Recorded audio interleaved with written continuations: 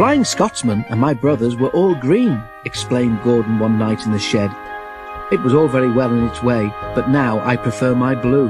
It makes me different, you see, and that's very suitable for an important engine like me. The engines in our old line used to be blue, remembered Donald, but nae sae dark as we are.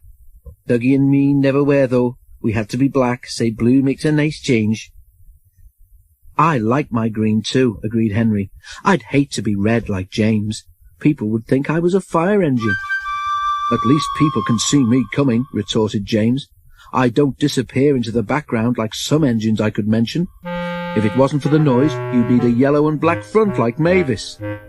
Henry's protests were drowned in the laughter of the other engines, and he went to sleep wondering how to pay James out. Henry was still cross next morning. What can be wrong? What can be wrong? Wondered the coaches anxiously as Henry pulled noisily away from the big station. Do come along, Henry snorted impatiently.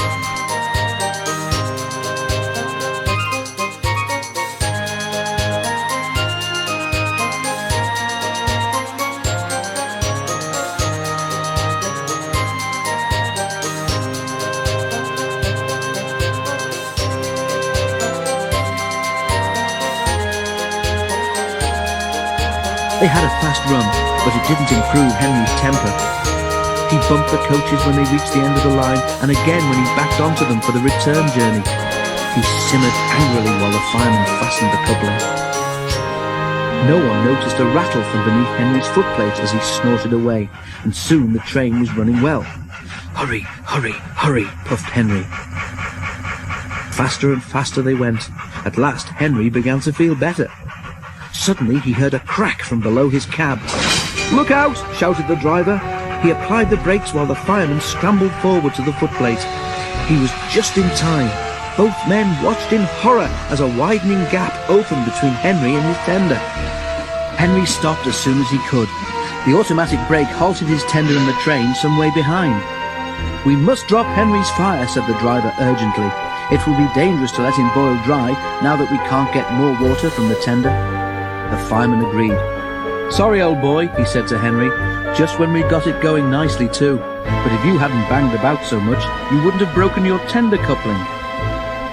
While the fireman dealt with the fire, the driver went back to tell the signalman what had happened. When he returned, he found Henry completely hidden in a huge cloud of black smoke which billowed from beneath his cab. The fireman emerged, choking. Henry's fire set the sleepers alight, he spluttered. You stay here. I'm going to phone the fire brigade.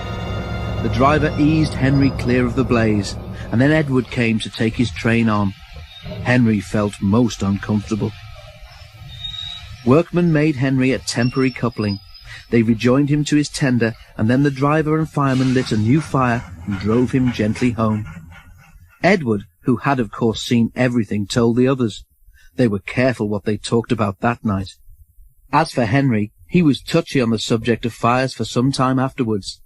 But James was quick to notice that from then on, Henry stopped making rude remarks about the colour of fire engines.